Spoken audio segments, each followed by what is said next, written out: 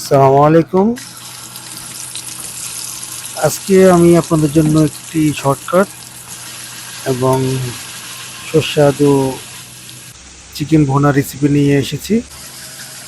আপনারা যারা রান্না নিয়ে অনেক চিন্তা করেন বা ঝামেলায় থাকেন, স্পেশালি যারা ব্যাচেলর ভাইয়েরা আছেন, তাদের জন্য আমার আজকের এই রান্নার রেসিপি।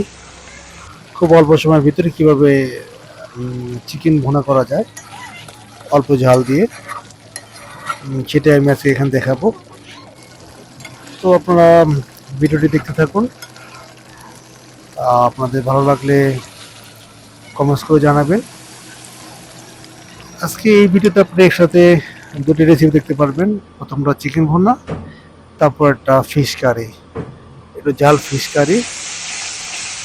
তো আশা করি আপনারা সেম রেসিপি বাসায় ট্রাই করবেন এবং কমেন্ট বক্সে জানাবেন এই ব্যাচেলার ভাইয়ের রান্নার রেসিপিগুলি কীরকম ছিল। তো সবাই ভালো থাকবেন।